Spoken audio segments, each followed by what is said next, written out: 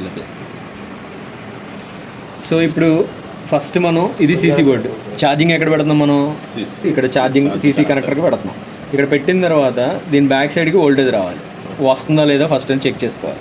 అలాగే ఇది ఎక్కడైతే కనెక్ట్ అయిందో ఈ కనెక్టర్కి వోల్టేజ్ రావాలి. అలాగే దీని ఎండ్ మళ్ళీ దీన్ని తీసుకొచ్చి ఎక్కడ కనెక్ట్ చేస్తాం, ఇక్కడ మెయిన్ బోర్డులో కనెక్ట్ చేస్తాం. ఈ మెయిన్ బోర్డు నుంచి మళ్ళీ ఎక్కడికి వెళ్తుంది, అది బ్యాటరీ కనెక్టర్కి వెళ్తుంది. సో ముందు అసలు ఇక్కడ వోల్టేజ్ వస్తుందా లేదా చెక్ చేయాలి. చెక్ చేయాలంటే మనకి సేమ్ మనకి మల్టీమీటర్ 20 volts డీసీలో పెట్టి మనం వోల్టేజ్ అనేది చెక్ చేసుకోవాలి. ముందు అసలు వస్తుందా లేదా వోల్టేజ్ అనేది చెక్ చేయండి.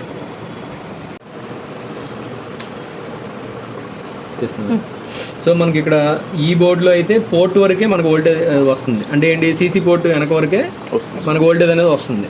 తర్వాత ఇక్కడికే వోల్టేజ్ రావట్లే. సో మనకి ఈ బోర్డు కంప్లైంట్ ఉండొచ్చు, లేదా ఇక్కడ ఉన్న ఛార్జింగ్ ఐసీ కంప్లైంట్ ఉండొచ్చు, అలాగే ఈ స్టిప్ కూడా కంప్లైంట్ ఉండొచ్చు. ఇక్కడికి బ్యాటరీ కనెక్టర్ దగ్గరికి అయితే అసలు మనకు వోల్టేజ్ అనేది రావట్లే. అలాగే మనం ఇంకో ఫోన్ కనుక తీసుకుంటే ఇవ్వండి, ఇక్కడ ఛార్జింగ్ పెట్టాం.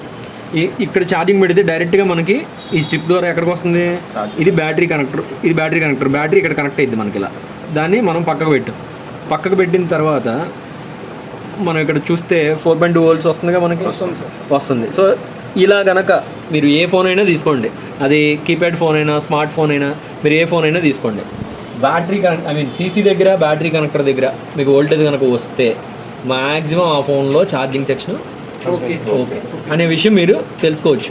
కాకపోతే మీరేంటి, ముందు మీరు ప్రాపర్గా అసలు సెట్ ఓపెన్ చేయడం నేర్చుకోవాలి. ఇప్పుడు సెట్ ఎట్ట పడితే అట్ట బీగేశారు అనుకో, బ్యాటరీలు తీసేటప్పుడు ప్రాపర్గా తీయలేదు అనుకో, ఈ స్టిప్లన్నీ కూడా కట్ అయిపోతాయి. మరి ఈ స్టిప్లన్నీ కట్ అయిపోతే ఏం చేస్తారు, మళ్ళీ కొత్త వేయాలి. సో మనం ఇచ్చిందే రిపేర్ చేయడానికి, అంతేగాని పాడు చేయడానికి కాదు. సో కేర్ఫుల్గా ప్రతి ఒక్కటి మీరు హ్యాండిల్ చేసుకుంటే మీకు ఇవ్వండి. తీసి వేయడం ప్రాపర్గా, ఈ కనెక్టర్లు ఉన్నాయి కదా, ఇది టైప్ సి కనెక్టర్, దీన్ని జాగ్రత్తగా తీసి మళ్ళీ వేయడం ప్రాక్టికల్ చేయాలి. అలాగే V8 కనెక్టర్స్ ఉంటాయి, అవి ప్రాక్టికల్ చేయాలి. ఈ స్టిప్ యొక్క కంటిన్యూటీ చెక్ చేయడం ప్రాక్టీస్ చేయాలి. ఇవన్నీ కూడా చేయాలి. ఇవన్నీ చేస్తేనే మీకు ఆ సెక్షన్, ఇప్పుడు మనం స్టార్టింగ్ ఛార్జింగ్ సెక్షన్లో ఉన్నాం. సో ఈ ఛార్జింగ్ సెక్షన్ చెక్ చేయడం మీకు ప్రాపర్గా రాకపోతే నెక్స్ట్ ఉన్న సెక్షన్స్ ఎలా చెక్ చేస్తారు, చెక్ చేయలేరు. కాబట్టి ప్రతిదీ కూడా మీరు జాగ్రత్తగా హ్యాండిల్ చేయండి. చెక్